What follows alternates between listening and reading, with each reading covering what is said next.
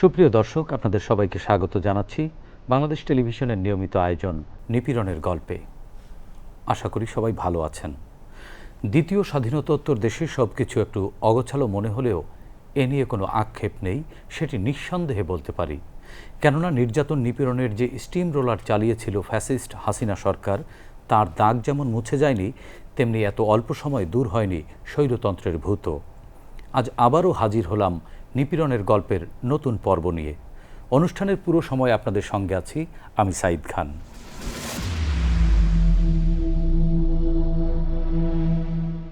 দর্শক, আমাদের সাথে আজকের এই নিপীড়নের গল্প অনুষ্ঠানে দুজন অতিথি রয়েছেন।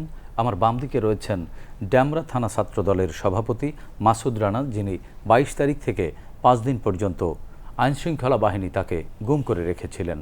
আমার ডান দিকে রয়েছেন বিশিষ্ট আইনজীবী এবং মানবাধিকার কর্মী অ্যাডভোকেট জিল্লুর রহমান। আপনাদের দুজনকেই স্বাগত জানাচ্ছি আজকের নিপীড়নের গল্প অনুষ্ঠানে। প্রিয় দর্শক, মূল আলোচনায় যাওয়ার আগে আমরা মাসুদ রানার উপর একটি ছোট্ট প্রতিবেদন দেখে নেব। ঢাকার ডেমরার স্থায়ী বাসিন্দা মাসুদ রানা ছোটবেলা থেকেই নিজের ভেতরে লালন করতেন নেতৃত্বের গুণাবলী। বাবা ছিলেন ৭১-এর রণাঙ্গনের সৈনিক, কিন্তু দেশের মুক্তির জন্য জীবন বাজি রেখেও কখনো সুবিধা নেননি। জুলাইয়ের ছাত্র আন্দোলনের শুরু থেকেই সম্পৃক্ত থেকেছিলেন মাসুদ। দলীয় নির্দেশনা আসার আগেই কেবল অধিকারের প্রশ্নে সাধারণ শিক্ষার্থীদের একত্রিত করে বৃহত্তর ডেমরা এলাকায় আন্দোলন গড়ে তুলতে নেতৃত্ব দেন। এরপর শুরু হয় লাগাতার লড়াই সংগ্রাম। সারাদিন মাঠে থেকে রাতে ঘুমাতেন এখানে সেখানে। বাড়িতে আইন শৃঙ্খলা বাহিনীর হানা আর পরিবারের প্রতি প্রতিনিয়ত হুমকিতে কলিজায় ভয় ঢোকানোর চেষ্টা ছিল তাদের। কিন্তু দমে যাননি মাসুদ রানা। মাসুদ রানা বৃদ্ধ বাবা মায়ের একমাত্র সন্তান। উচ্চশিক্ষা শেষ করে এখনো বেকার। চাকরির বাজারে আওয়ামী সিন্ডিকেটের কালো থাবা, তাই তিনি ছিলেন হতাশ। কিন্তু কোটা বিরোধী আন্দোলন তার বুকে আশার বীজ বুনে দেয়। ভাবেন, এমন ন্যায্য দাবি বাস্তবায়ন হলে দেশের লাখ লাখ শিক্ষিত বেকারের উপকার হবে। তাই তো আন্দোলন সফল করার জন্য যান বাজি রাখেন তিনি। 22 জুলাই রাত 1:45। 3 দিন পর কয়েক মিনিটের জন্য বাসায় এসেছিলেন প্রয়োজনীয় কিছু কাপড় চোপড় নিতে। বাসায় প্রবেশের 20 মিনিটের মধ্যেই সেখানে হানা দেয় খুনি হাসিনার হানাদার বাহিনী। তারপরের ইতিহাস নির্যাতন নিপীড়নের ইতিহাস। নির্যাতনের সকল মাত্রা ছাড়িয়ে যায়। ক্রস ফায়ারে দেওয়ার জন্য অজু করিয়ে কালিমাও পড়ানো হয়, কিন্তু সেখান থেকে বেঁচে ফিরেছেন ভাগ্যক্রমে। মাসুদ রানা চেয়েছিলেন শিক্ষার্থীরা তাদের ন্যায্য অধিকার ফিরে পাক। সে কারণে লড়েছিলেন প্রাণপণে, কিন্তু শেষ পর্যন্ত মাঠে থাকতে পারেননি। তবে তার নেতৃত্বে ডেমরা মাতুয়াইল এলাকায় প্রতিরোধ সৃষ্টি করেছিল সাধারণ জনগণ। এই মাসুদ রানাদের মতো অসংখ্য ছাত্র নেতার অনবদ্য ভূমিকার কারণেই দেশ স্বাধীন হল দ্বিতীয়বারের মতো। 5 আগস্ট 2024 আমরা পেলাম স্বৈরাচার মুক্ত একটি নতুন দিন।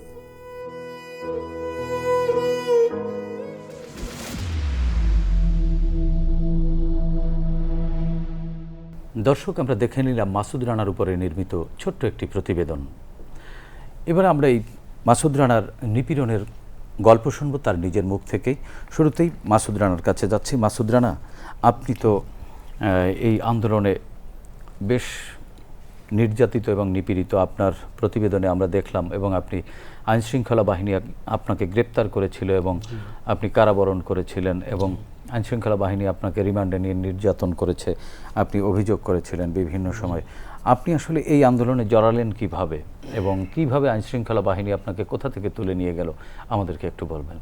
যেহেতু আমি ছাত্র রাজনীতির সাথে জড়িত আর একটা থানার দায়িত্বে যেহেতু আছি, সেখানে বৈষম্য আন্দোলনে যারা ছাত্র ছিল তাদের সাথে কাজ করাটাই আমার কাম্য।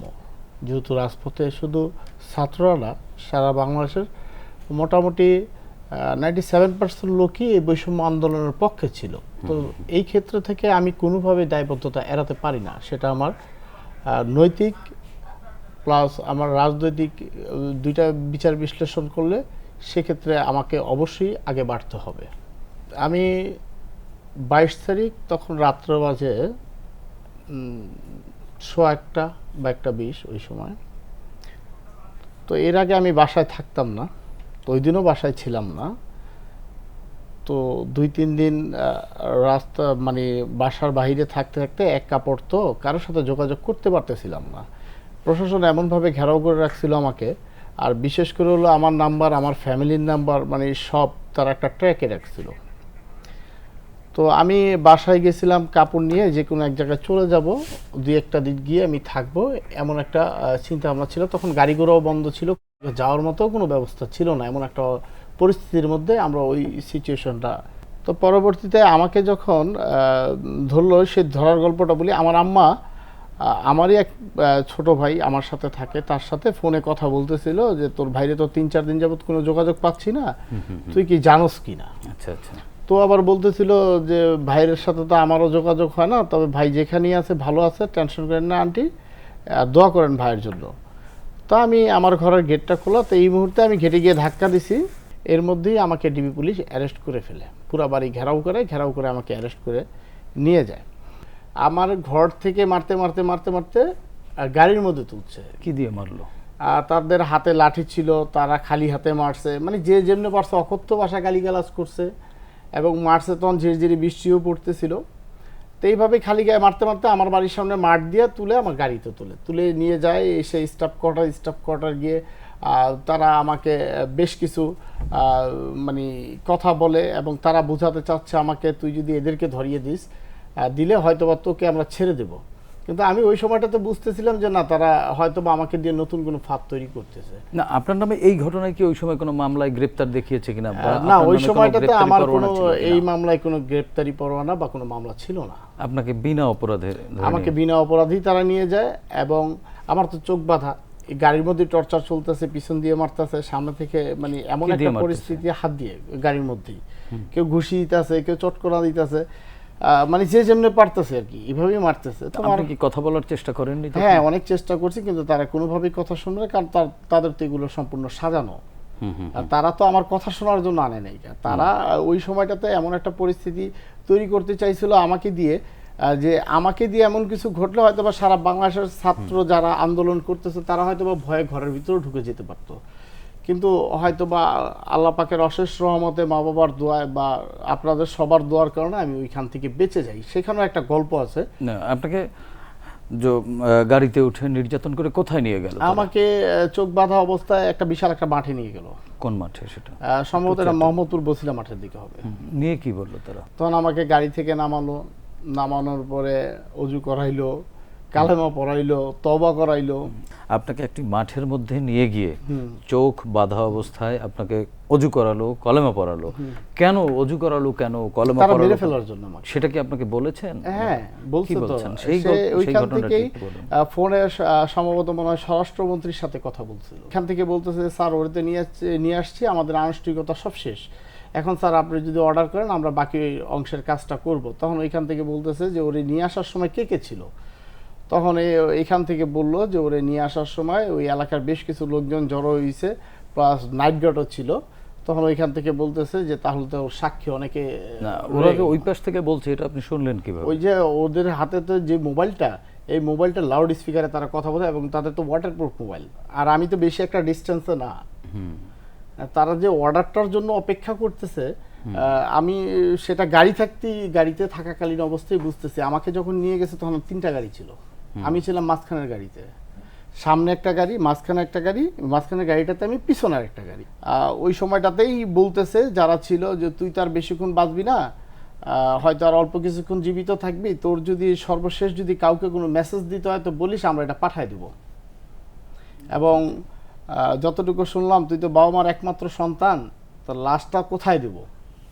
এটা কি গাড়িতে বসে? গাড়িতে বসেই তারা বলতেছে, এবং ওইখান থেকে সামনের গাড়ি থেকে এই গাড়িতে ফোন দিচ্ছে, তারা আবার কথাবার্তা বলতেছে, এবং ওইখান থেকে তাদের হয়তো বা উপর থেকে কোনো নির্দেশনা ছিল, ওই নির্দেশনা অনুযায়ী তারা আমাকে নিয়ে গেছিল। প্রতিটা মুহূর্ত আমার থেকে মনে হচ্ছে মৃত্যুটা আমার খুব কাছাকাছি, যে কোনো মুহূর্তেই হয়তো আমার কিছু একটা ঘটে যাবে। এইখান থেকে বছিলা মাঠ থেকে মাঠে আপনাকে কতক্ষণ রাখছিল? তা আমাকে যখন ফেরত আনে তখন আজান দিচ্ছে, এইটুকু আমি বলতে পারবো। ভোরের ফজরের আজান। ফজর আজান দিচ্ছে, আর ঝিরঝির বৃষ্টি হচ্ছে। জি। ওই সময়টাতে আমি এটুকু অনুভব করছি যে বৃষ্টির মধ্যে আমার শরীর থেকে ঘাম ঝরতেছে ভয়ে ভিতর থেকে এতটা। আর আমার এইটুকুই মনে হচ্ছে তখন পৃথিবীর মধ্যে আমার কারো চেহারাই ওইভাবে মনে পড়ছে না, শুধু বাবা আর মা। জি, এরপরে কি আপনাকে পুলিশে নিয়ে আসছে? না, এরপরে যখন মানে ওইখান থেকে কোনো মেসেজ আসছে না, এইভাবে হয়তো বা 10-15 মিনিট সময় হবে আর কি। তো পরবর্তীতে সম্ভবত মনে হয় হারুন সাহেব মনে ফোন দিয়েছিল, তো ফোন দিয়ে বললো যে স্বরাষ্ট্র মন্ত্রণালয় থেকে বলছে ওরে নিয়ে আসতে, ওরে কিছু করো না তোমরা। তখন আমাকে আবার ওরা বলল যে বাইচা গেলিয়া বইলা আমাকে গাড়ির মধ্যে তুইলা আবার সেই গাড়ির মধ্যে টর্চার যে যেমনি পারলো মারলো পিছন থেকে। আমার তো চোখ বাঁধা, আমি তো বলতে পারতাছি না, মানে একের পর এক মার যে আমার শরীরে পড়তেছে সেটা আমি ভাই বুঝতেছি। এবং এরপরে নিয়ে আসলো কোথায়? এরপরে নিয়ে আসলো আমার ডিবি কার্যালয়ে। আনার পরে তখন আমার চোখ খুলে নাই। আনার পরে পরবর্তীতে ভাই আমাকে যখন আনলো, আনার পরে আমাকে গাড়ি থেকে নামানোর পরে আমি তো খালি গায়ে, একটা শুধু লুঙ্গি পরা, পরে আমাকে একটা রুমের ভিতরে ঢুকাই দিল। হ্যাঁ, তখন চোখ বাঁধা, পরে ভিতরে নিয়ে আমার চোখ খুললো। অ্যাডভোকেট জিল্লুর রহমান, আপনি তো আইনজীবী এবং রাজনীতি সচেতন একজন মানুষ, সেক্ষেত্রে মাসুদ রানার সাথে যেটি ঘটেছে সেটি নিঃসন্দেহে মানবাধিকার লঙ্ঘন, মাসুদ রানার সাথে অন্যায় অপরাধ করা হয়েছে নিঃসন্দেহে। তো সেই জায়গাটিতে যদি আপনাকে মূল্যায়ন করতে বলা হয়, মাসুদ রানার সাথে ঘটে যাওয়া যে যতটুকু আমরা শুনলাম সেই ঘটনাটি আপনি কিভাবে মূল্যায়ন করবেন? বিগত জুলাই মাসে থেকে আগস্ট মাসের 5 তারিখ পর্যন্ত সারা বাংলাদেশে মাসুদ রানা সহ ছাত্র জনতার উপর যে অমানবিক আচরণ করা হয়েছে, সেটা একটা ফ্যাসিস্ট সরকারের পক্ষেই সম্ভব, সেটা একটা স্বৈরাচারী সরকারের পক্ষেই সম্ভব। এটা সাধারণ কোনো ব্যক্তি, সরকার এই আচরণ করতে পারে না। বিশেষ করে বেগম রোকেয়া বিশ্ববিদ্যালয়ের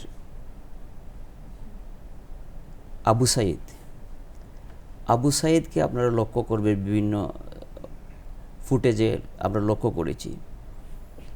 আবু সাইদ বুক বড় আশা নিয়ে মাথা উঁচু করে দাঁড়িয়েছিল যে পুলিশ আমার দেশের বাহিনী, আমাদের ভাই, আর ছাত্র জনতা যারা আন্দোলন করছে তারাও আমাদের ভাই। এই দুই পক্ষের বিবাদটা আমি নেতৃত্ব দিয়ে মীমাংসা করব। তাই আমরা আবু সাইদকে লক্ষ্য করছি, সে বুক বড় আশা নিয়ে মাথা উঁচু করিয়ে পুলিশকে নিবৃত্ত করার চেষ্টা করেছে। কিন্তু পুলিশ পাচাটা গুলাম হিসেবে যেভাবে আবু সাইদের বুক লক্ষ্য করে গুলি ছুঁড়েছে, এই দৃশ্য সারা বাংলাদেশের মানুষ, মাসুদ রানার সাথে সারা বাংলাদেশের মানুষকে ব্যথিত করেছে। মাসুদ রানার দৃশ্যটা হয়তো এইভাবে ফুটেজ হিসাবে আসে নাই, ঠিক আবু সাইদকে যেভাবে জনসমক্ষে গুলি করে হত্যা করেছে, মাসুদ রানার সাথেও এই ধরনের ঘটনাই ঘটতে পারত। ভাগ্যক্রমে মাসুদ রানা বলেছে যে ভাগ্যক্রমে আমি বেঁচে গিয়েছি, হায়াত আল্লাহর হাতে। হয়তো মাসুদ রানাকে আমরা আবু সাইদের ঘটনা তুলনা করলে মাসুদ রানার সাথে অন্ধকার রাতে কি আচরণ হয়েছে সেটা আমরা কল্পনা করতে পারি, যে কি পরিমাণ অমানবিক আচরণ করা হয়েছে, এখানে কতটা মানবিক অধিকার লঙ্ঘন হয়েছে। আমরা এই ঘটনার তীব্র নিন্দাই করব, শুধু নিন্দা করব না, সাথে আমরা আপনার কাছে আসবো আবারও। জিল্লুর রহমান, মাসুদ রানা, আপনাকে তো ডিবিতে একটি কক্ষে রাখা হলো, সেখানে আপনার চোখ খুলে দেওয়া হলো। চোখ খুলে দেওয়ার পরে আসলে কি দেখেছিলেন? ওখানে আরও তো আপনার মতো অনেকেই হয়তো ছিল। এরপরে আপনার সাথে আসলে কি ঘটনাগুলো ঘটেছিল একটু আমাদেরকে বলবেন, এবং ওখানে গিয়ে আপনার সাথে নির্যাতন করা হয়েছিল কিনা ওখানে নেবার পরে? মানে আমি যতদিন ডিবিতে ছিলাম প্রতিটা মুহূর্তেই ভাই দেখা গেছে সকালবেলা নিচে, রাত্রেবেলা আনছে, এই সারাটা দিনই আমার উপর টর্চার চলছে, কারেন্টের শর্ট, মানে এমন কোনো টর্চার তারা বাদ দেয় না যে আমার উপর। আপনাকে কি কিভাবে টর্চার করেছে? যখন আমাকে ডিবির গারদ ঘরে নিয়ে গেল, নিয়ে যাওয়ার চোখ খুলে দেওয়ার পরে আমি দেখলাম আর কি কিছু লোকজন ওখানে আছে, অনেকেই আছে। এদের কারোর সাথেই কারো যোগাযোগ করতে দেয়নি ফ্যামিলি, এবং আমার ফ্যামিলি এরপরে বেশ কয়েকবার ডিবি কার্যালয়ে গেছে, সেখানে তাদেরকে ডিরেক্ট বলে দিয়েছে যে না, ও তো এখানে নাই। আমার বাবা অসুস্থ লোক, উনি চোখে কম দেখে, একেবারেই অসুস্থ। আম্মা মানে পড়ালেখা ওই রকম নাই, তার কোনো রকম উনি সিগনেচারটা করতে পারে। তাই আমি বাবা মার একমাত্র সন্তান, এর আগেও বলছি, ভাইও নেই বোনও নেই, তো ফ্যামিলিতে মাত্র আমরা 3 জন। কারণ বাবা যেহেতু অসুস্থ, চোখে কম দেখে, সেই ক্ষেত্র থেকে তার তো আর আমাকে খুঁজে বাইর করা সম্ভব না। তা আমার মা এই একলা মানুষ বা কাউরে নিয়ে এই জায়গায় সেই জায়গায়, কোর্টের বারান্দায়, থানায়, কোনো থানা বাদ নাই, ডিবি কার্যালয়ে বেশ কয়েকবার গেছে। যতবারই গেছে ততবারই তাকে ফেরত দিয়ে দিচ্ছে, ডিরেক্টলি বলছে যে আপনার ছেলে এখানে নাই। এটা কতদিন পর্যন্ত এরকম ছিল? এটা আমাকে যতদিন পর্যন্ত মিডিয়া না দেখাইছে ততদিন পর্যন্ত এই একই কথাই ছিল। সে কত তারিখ পর্যন্ত? সেটা 22 থেকে, আমাকে তো 27 তারিখে মিডিয়া দেখাইছে, 27 তারিখ দুপুর পর্যন্ত আমার কোনো হদিস ছিল না। বা আমার পরিবার, আপনি 5 দিন গুম ছিলেন? জি, আমার পরিবার বা আশেপাশের কেউই কোনো খোঁজ খবর আমি কোথায় আছি তারা এক্স্যাক্টলি বলতে পারতো না। এবং আচ্ছা, এই গুমের যে 5 দিনের ঘটনা, এই গুমের যে 5 দিন আপনাকে গুম করে রাখলো, সেই 5 দিন আপনার সাথে কি কি ঘটনা ঘটলো? আমি যখন, আমাকে যে নিল সকাল রাত্রে আর কি, ভোরে নিয়ে যাওয়ার পরে যখন আমাকে চোখ খুলে দিল, ভিতরে যখন রইলাম, ঠিক আমারে 10:30 বাজে আবার ঘুম থেকে তুলে নিয়ে গেল। নিয়ে গিয়ে আমাকে ডিরেক্টলি বলতেছে, তুই মাস্টার মাইন্ড মাসুদ রানা, আজকে এই তোর কারণেই এই শনি একটা রায়েরবাগ যাত্রাবাড়িতে এই আন্দোলনরত ছেলেপেলেরা এইভাবে অবস্থান করতে পারছে। এবং এই আমরা যতটুকু জানি যে তোর নির্দেশনায় সব কিছু হচ্ছে, গাড়িগুড়িতে জ্বালাও পোড়াও, তারপর রইল গিয়া ভাঙচুর বা ছেলে মেয়েদের অবস্থান, এ টু জেড আমরা যতটুকু জানি এটি সপ্তর করা। তখন আমি বললাম যে আমার তো চোখ বাঁধা, তখনও আমার চোখ বাঁধা, আমাকে যখন নিয়ে গেছে, কে বা কারা প্রশ্ন করতেছে আমি বলতে পারতেছি না। তো পরে আমি বললাম যে না, আমি তো এইরকম কিছু তো কর্মকাণ্ড আমি জানি, ছাত্র বৈষম্য আন্দোলনে আমি ছিলাম, বা এই আন্দোলনের পক্ষে আমি, এটা আমি স্বীকার করি। পরে বলতেছে না, তুই তো স্বীকার করলে তো হবে না, তোর তো আরও তথ্য আছে, তুই তো 2টা পুলিশ মারছস। পরে আমি বললাম যে না, কোনো পুলিশ মার্ডারের সাথে তো আমরা জড়িত না, এবং এটার আশেপাশেও আমি ছিলাম কিনা আমি জানি না। পরে আমাকে তারা 4-5 জন ভিতরে বসা অবস্থায় তারা আলোচনা করলো ভাই। এরপরে আমার উপরে মানে অমানবিক টর্চার চললো। সেই অমানবিকতার একটু ব্যাখ্যা আমাদেরকে মানে দিতে পারেন? আমি আপনাকে ছোট্ট, এই যে আমার মানে অ্যারেস্ট হয়েছে অনেক আগে, তাই না? এই যে এই দাগগুলো কিন্তু আমার হাত করার, এই যে এগুলা, এই যে এগুলাই দেখছেন কেটে গেছে ভাই, আমাকে ঝুলায় রাখতো। কিসে ঝুলাই রাখতো? এই যে এইভাবে হাত করা দিয়ে ঝুলায় রাখতো। কতক্ষণ ধরে? আমি তো ঘড়ি তো আর আমার কাছে ছিল না, আমি যেহেতু চোখ বাঁধা, তারা যতক্ষণ মানে ইচ্ছে, মানে আমার এক কথায় বলা চলে একটা অমানবিক অত্যাচার। যখন যেভাবে যেমনি পারতেছে আয়া মারতেছে, কেউ লাথি দিতেছে, কেউ লাঠিদা বাইরে দিতেছে, কেউ থাপড় দিতেছে, কেউ ঘুষা দিতেছে, মানে আমার এই পায়ের পাতাগুলো কুলাম রাখে নাই তারা মাইরা, এবং এই পুরো শরীর লাঠি দেয়া, এবং এই পুরো শরীরটাতে আমার এক প্রকার মানে এত পরিমাণ পিটান তারা পিটাইছে, এত পরিমাণ মারা মারছে, এই যে জায়গাগুলো আমার অবসর মতো হয়ে গেছে, প্রত্যেকটা জায়গা চাকা চাকা ছিল। এই যে আমার এই যে ট্রিটমেন্ট, আমি এখনো, আমাকে 2 মাস বলছে ডাক্তার ট্রিটমেন্ট করতে, হ্যাঁ, তারপর আমি ওষুধগুলো খেয়ে যাচ্ছি। এবং আরও কিছু ব্যাপার দেখে, এই যে টেস্টগুলো, আমি অনেকগুলো টেস্টও করাইছি। এই যে মানুষকে নিয়ে যে অত্যাচার যে করে, আলাদা ঘর যে তৈরি করে, তা আমার থেকে মনে হয়েছে যে ডিবির ওই সময়ের অবস্থানটা ছিল ওটাকে আওয়ামী লীগের একটা আলাদা অত্যাচারের ঘর। তারা যা ইচ্ছা তাই করতো, মানে তারা তাদের মতোই। আপনি কোনো অপরাধ করেন নেই, আপনাকে অপরাধী হতেই হবে তাদের কাছে। কেন কেন অপরাধী হতে হবে? কারণ এই কারণেই হতে হবে, একটা মানুষ কতক্ষণ টর্চার সহ্য করতে পারে। আপনাকে কি পরিমাণ টর্চার করেছিল? মানে এত পরিমাণ টর্চার করছে, মানে এটা ভেঙে বলার মতো কি আছে। আমাকে সকালবেলা নিছে, রাতে 1:30টার সময় ছাড়ছে। এই পুরো সময় কি এই পিটিয়েছে? পুরো সময় দেখা গেছে একটানা 20 মিনিট 25 মিনিট মারছে, আবার আধা ঘন্টা তারা আবার চাটা খাইছে, গল্প করছে, আবার উপরের ফোনের আশায় আছে, ওই ফোন আবার পাইলে আবার এসে আমার উপরে টর্চার শুরু করছে। এবং কি আমাকে ভিডিও কলে ওই স্বরাষ্ট্রমন্ত্রীকে দেখাচ্ছে, আমাকে ভিডিও কলে শেখ হাসিনারে দেখাচ্ছে। মানে দেখাইছে? আপনি দেখলেন কি করে? এই যে ফোনে কথা বলতেছে, আমার চোখ বাঁধাতে গিয়েছে, আমি তো কথা তো শুনতেছি। আচ্ছা আচ্ছা আচ্ছা, আমার তো চোখ বাঁধা, কিন্তু আমি কথা তো শুনতেছি। আপনি যে একজনের কল দিয়ে বলতেছেন, এই যে স্যার, এই যে দেখেন স্যার ঝুলায় রাখছি, এই যে দেখেন স্যার অর্থে স্যার জবানবন্দি নিচ্ছি, ম্যাডাম এই যে দেখেন ঝুলায় রাখছি। আমার ওইখান থেকে আমি যতটুকু বুঝলাম যে তারা সম্পূর্ণ আমাকে, আমার উপর অমানবিক অত্যাচারটা করতেছে একমাত্র তারা উপরের নির্দেশে, সেটা আওয়ামী লীগের নির্দেশে, শেখ হাসিনার নির্দেশে, এটা হলো স্বরাষ্ট্রমন্ত্রী আসাদুজ্জামান খান কামালের নির্দেশে। আচ্ছা, এই তো গেল, এইভাবে কি 5 দিন টানা এইভাবে ঝুলিয়ে হ্যাঁ, রাখতো? এইভাবে 5 দিন টানা দেখা গেছে এমন একটা সময় আমাকে সকালবেলা নিয়ে আসার পরে এই একটার পর মানে তারা যতক্ষণ পারছে আমার উপরে অমানবিক টর্চার করছে, করার পরে আমি দুপুরের সময় খাইতে গেছি, খাইতে বসছি, আমার তো পুরো শরীর, আমি তো লড়তে পারি না, চড়তেও পারি না, মানুষ নিয়ে বসাইছে, খাবার অর্ধেক খাইছি, আবার এই খাবারের অর্ধেক থাকাকালীন অবস্থায় আমাকে আবার নিয়ে গেছে টর্চার করার জন্য। মানে তারা এক একটা সময় এমনভাবে মারতো ভাই, আপনাকে বলি, আমাকে এমনি শোয়া তারা বুকের উপরে খাড়াই থাকতো, একজন বুকের উপরে খাড়ায় থাইকা আরেকজন, দুইজনে দুই পা ধরে আমাকে লাঠি দিয়ে মারতো, হাত করাগুলো পিছনের দিকে নিয়ে সোজা করে উপুত করে এই যে এইখান দিয়ে আছে না লাঠি ভইরা আমার পিঠের মধ্যে পিটাইতো।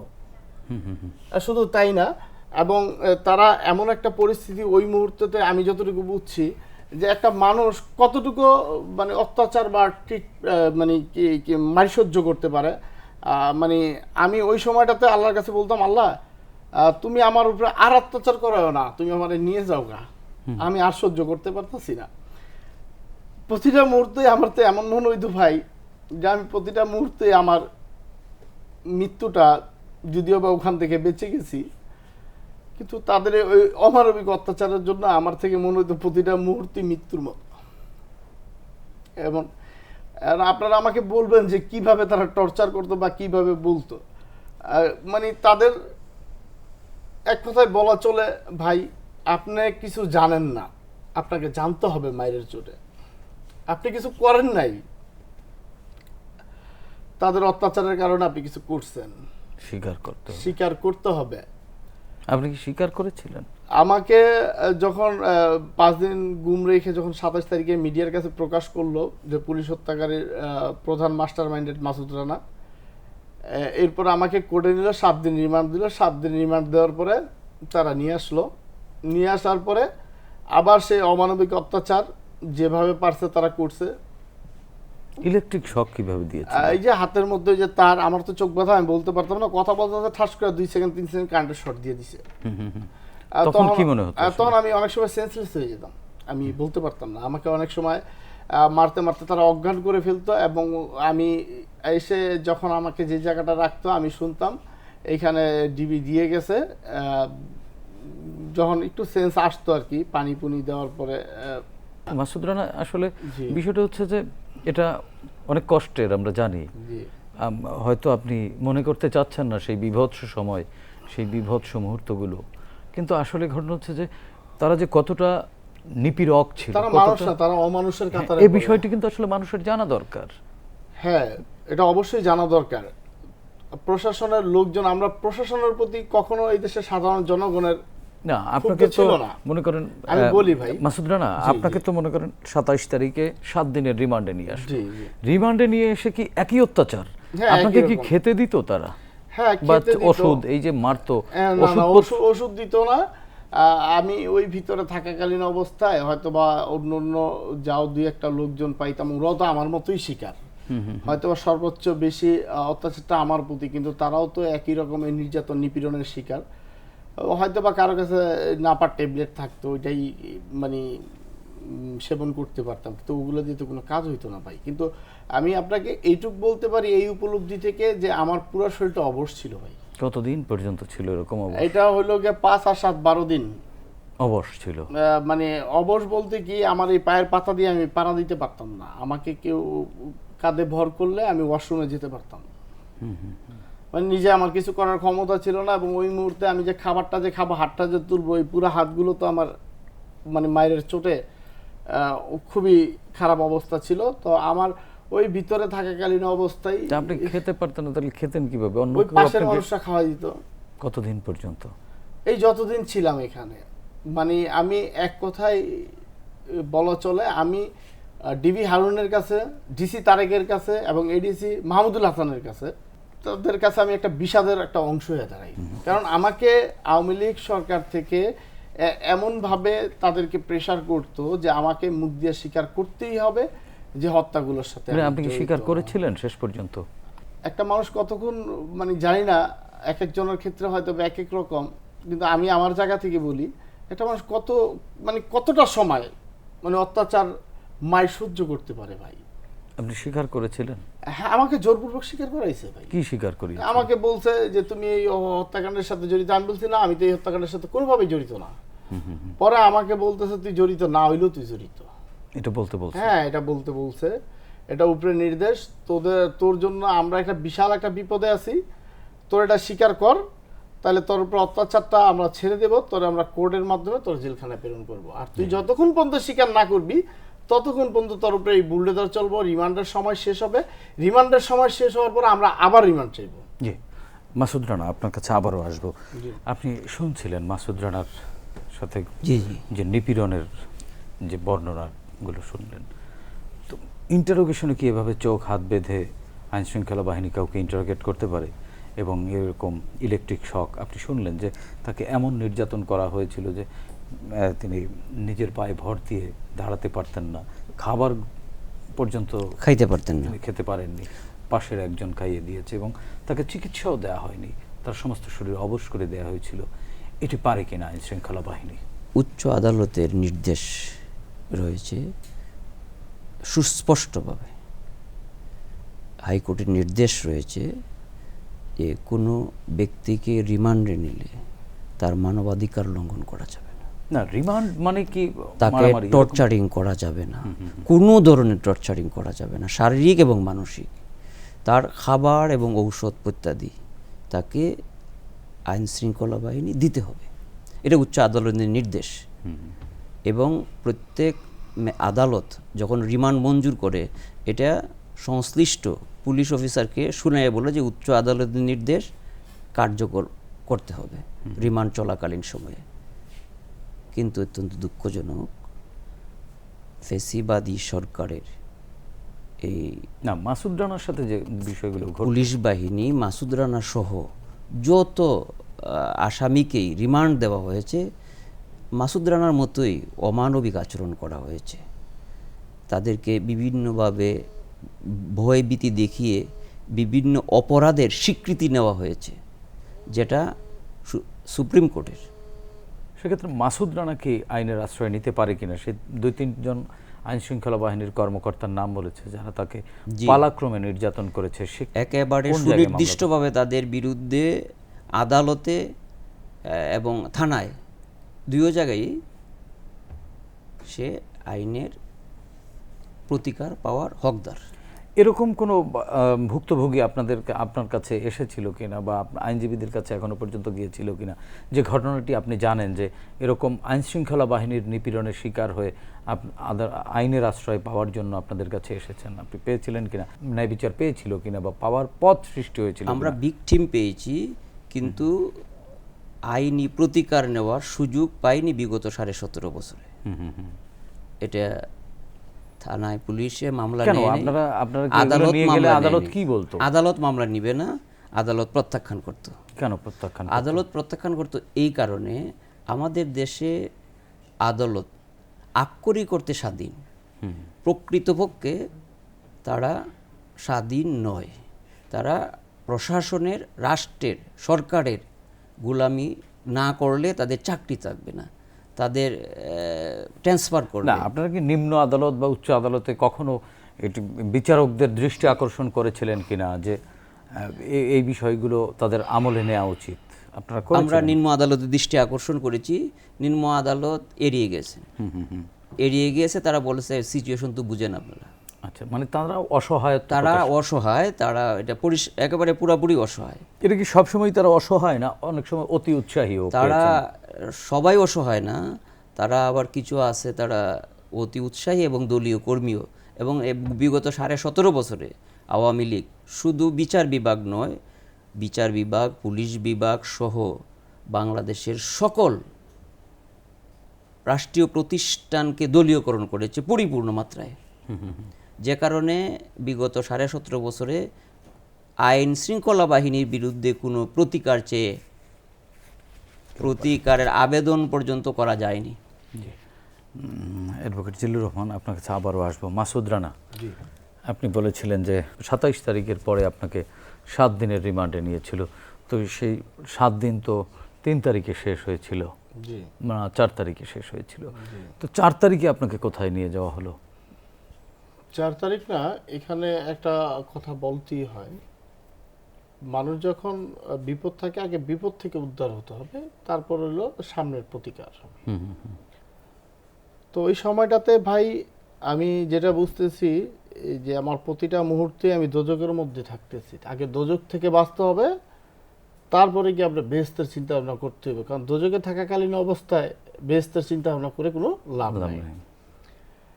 তো ওই সময়টাতে আমি যতটুকু বুঝলাম ভাই, যে আমি কোনোভাবেই এই স্বীকারোক্তি না দিলে তারা আমাকে ছাড়বে না, এবং আমি আর আমার শরীরে কোনো রকম অত্যাচার আর আমি নিতে পারতেছি না। আমি প্রতিটা মুহূর্তে আল্লাহর কাছে বলতাম, আল্লাহ তুমি যদি আমাকে নেওয়ার হয়তো নিয়ে যাও, আমাকে এই মানে এদের হাতে আর কষ্ট দিও না আল্লাহ, আমি আর সইতে পারতাছি না আল্লাহ। আমার যখনই আমি মানে আমাকে যখন মানে তারা মারধর করতো, করে এনে যখন আমি সেন্সলেস থাকতাম, অনেক সময় আমাকে কাঁধে করে নিয়ে আসতো।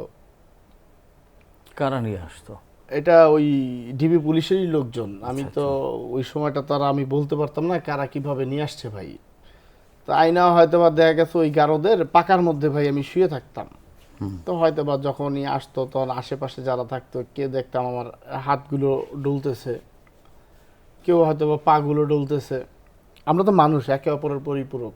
তো সবাই তো এক একজন মার সন্তান, কিন্তু কষ্টটা তো খুব কাছ থেকে দেখতেছে আমার। তারা তো হয়তোবা আমি আমার শরীরে নিচ্ছি, কিন্তু তারা তো উপলব্ধি করতেছে যে এই লোকটা কতটুকু এই প্রশাসনের হাতে আজকে অত্যাচারের মুখোমুখি।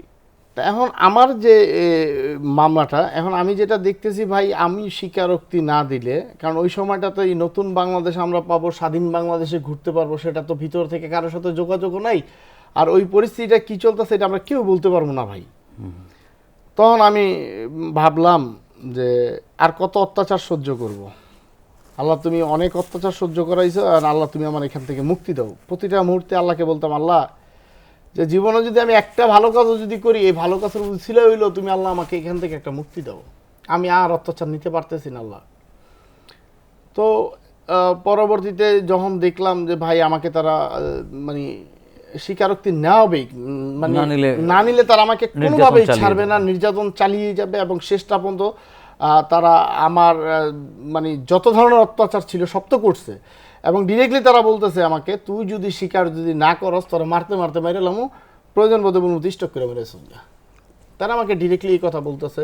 এবং তারা এটাও আমাকে বলতেছে, কয় দেখ আমরা প্রশাসন, আমরা পারি না এমন কোনো কাজ নাই, যদি তুই আমার কথার বাইরে যদি যাস তোরা তো হুদা মারছি, স্লো পয়জন ঢুকাই দিব, সমস্যা না, জেলখানা 3 মাস পরে গিয়ে মেরে যাবি। তারা কি মানসিকভাবে টর্চারটা করছে ভাই, আপনি চিন্তা ভাবনা করছেন একবার? তখন আমি চিন্তা ভাবনা করলাম যে আমি এখানে ভাবলাম, তখন আমি বললাম যে না, আমি 164 দিব, আমার উপরে আর অত্যাচার করেন না ভাই, আমাকে কোনো রকম একটা বাঁচার সুযোগ দেন, আমি 164 দিব। তো যেদিনকে আমি 164 দিব, সেদিনকে রাত্র আমাকে সারা রাত্র তারা এই টর্চার করছে, মারছে।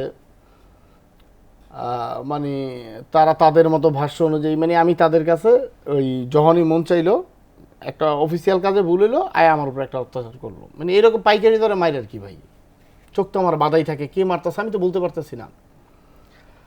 পরে ভাই আমি বললাম যে আমি 164 দেবো, আমাকে নিয়ে চলেন কোর্টে, আমাকে মুক্তি দেন। পরে আমাকে বললো যে ঠিক আছে, তাহলে তোমাকে আমরা কোর্টে নিয়ে যাব। পরে আমি কোর্টে গেলাম, মিথ্যা 164, ওই যে তারা এর আগে তো আমাকে একটা ভিডিও প্রকাশ করছে মিডিয়ার মাধ্যমে, সেটাও মাইরের কারণেই ভাই এত পরিমাণ মারছে। এবং আপনারা দেখছেন যখন আমি কথা বলতেছি, আমার চোখের সামনে একটা স্ক্রিপ্ট আছে, যেটা দেখে দেখে আমাকে বলতে হচ্ছে। এটা হয়তো বা অনেকেই বাংলাদেশের মানুষ দেখছে যে পুলিশ হত্যার মাস্টার মাইন্ড এটা আমি, কিন্তু আমি যে দেখে বলতেছি এটাও অনেকে বুঝছে ওই সময়টাতে, কারণ চোখটাতে ওদিকে ফলো। তো ওই জিনিসটা তারা এমনভাবে প্রোভাইড করছে, সারা বাংলাদেশে একটা ক্রিমিনাল বানায় ছাড়ছে আমাকে। এবং এখন তো আসলে সেই দুঃশাসন দূর হয়েছে, এখন আপনি কি চান? এদের বিরুদ্ধে কি আপনি ব্যবস্থা নিতে চান কিনা, বা আইনের আশ্রয় চান কিনা? আপনি কি চান যে আপনার উপরে যারা নিপীড়ন নির্যাতন চালিয়েছে তাদের বিচার হোক? হ্যাঁ, 100%। আপনি মামলা করেছেন? না, এখনো মামলা করি নাই। আমি সারা বাংলাদেশের কাছে এই মেসেজটা আমি পৌঁছাতে চাই, সেটা হলো গিয়ে যে আমি মাসুদ রানা হয়তো বা মা বাবার দোয়ায় বা আপনাদের দোয়ায় বা হায়াতের জোরে আল্লাহ পাক আমাকে বাঁচায় দিছে, কিন্তু আমি মৃত্যুটা খুব কাছ থেকে দেখে আসছি। এটা আমার দ্বিতীয় জীবন, আমি যেটা উপলব্ধি করি আর কি।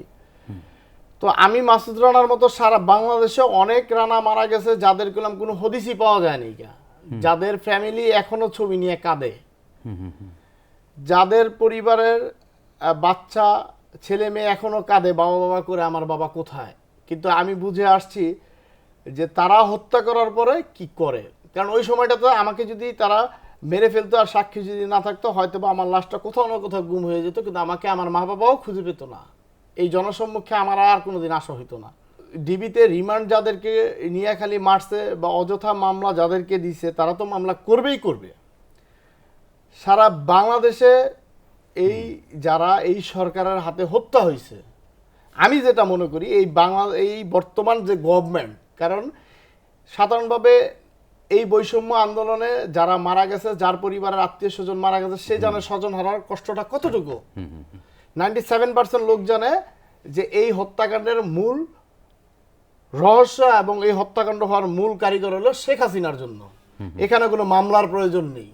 আমি সুস্পষ্টভাবে বলতে চাই যে এইখানে যতগুলো হাজার হাজার লোকগুলো মারা গেছে এটা সারা বাংলাদেশের মানুষ জানে, কারণ আমি নিজের চোখে দেখছি গুলি করছে স্নাইপার দিয়ে, আমি নিজের চোখে দেখছি লাশ পড়ে রয়েছে রাস্তার মধ্যে, মাথার খুলি উড়ে গেছে। আপনি কি মানে মামলা করবেন? হ্যাঁ, মামলা শুধু আমি করব এটা না, আমি মনে করি বর্তমান যে সরকার ডক্টর ইউনূস সাহেব, আমি এইভাবে এখান থেকে এই মেসেজটা দিতে চাই সারা বাংলাদেশের মানুষ জানে এই হত্যাকাণ্ডের মূল রহস্য হলো শেখ হাসিনা। তার এই অবৈধ ক্ষমতা ধরে রাখার জন্য ছাত্র জনগণ সে দেধারছে মানুষ মারছে, তার ছাত্রলীগ, যুবলীগ, আওয়ামী লীগ প্লাস হলো পুলিশ প্রশাসন দিয়ে মানুষগুলো হত্যা করেছে, হাজার হাজার লোক। এটা সুস্পষ্টভাবে সারা বাংলাদেশ এবং তারা সবাই জানে যে এই হত্যাকাণ্ডগুলো শেখ হাসিনা করেছে। ধন্যবাদ মাসুদ রানা। জিল্লুর রহমান, একেবারে শেষ প্রশ্ন, আপনি 10 সেকেন্ডে বলুন যে মাসুদ রানার যে প্রত্যাশা যে এখানে সে মানে কার নির্দেশে এই হত্যাকাণ্ড হয়েছে এবং কারা করেছে সেটা সারা দেশবাসী জানে, এবং যারা আন্দোলন করেছে তারাও জানে, আহত নিহতদের পরিবারের সবাই জানে, এবং যারা আদালতে যারা রয়েছেন বিচারকরাও জানেন। তো সেক্ষেত্রে কি এরকম সুমোটো কোনো মামলা হতে পারে কিনা, আপনি কি মনে করেন? ঠিক বলেছেন আপনি। আদালত ইচ্ছা করলে সুমোটো যে কোনো অপরাধীর ব্যাপারে, যে কোনো অপরাধের ব্যাপারে সুমোটো মামলা গ্রহণ করতে পারেন এবং বিচার কার্যকর করতে পারেন। এক্ষেত্রে এই মামলার বাদী কারা হবে? রাষ্ট্র নিজেই বাদী, রাষ্ট্র নিজে বাদী হবে। জি, ধন্যবাদ অ্যাডভোকেট জিল্লুর রহমান, ধন্যবাদ মাসুদ রানা, আপনাদের দুজনকে। প্রিয় দর্শক, সারা দেশে মাসুদ রানার মতো অনেক তরুণ যুবককে নির্মম নিপীড়ন করেছে ফ্যাসিস্ট হাসিনা সরকারের পালিত বাহিনী, যারা রাষ্ট্রের চেয়ে বেশি অনুগত ছিল সরকারের। অথচ এই পুলিশ, বিজিবি কিংবা আনসার, এদের সবাই এই জনগণের বেতনভুক্ত কর্মচারী। সেই কর্মচারীর এমন নির্মমতা আমাদেরকে হতবাক, বিস্ময়ে বিমূঢ় করে, লজ্জিত ও কলঙ্কিত করে বাংলাদেশের সম্মান। আমরা আর কোনো নিপীড়ন চাই না। আমরা সবাই মিলেমিশে এই দেশকে একটি মানবিক রাষ্ট্রে পরিণত করব, সেই প্রত্যাশা রেখে আজকের মতো শেষ করছি নিপীড়নের গল্প। সবাই ভালো থাকুন, সুস্থ থাকুন, বাংলাদেশ টেলিভিশনের সাথেই থাকুন। আল্লাহ হাফেজ।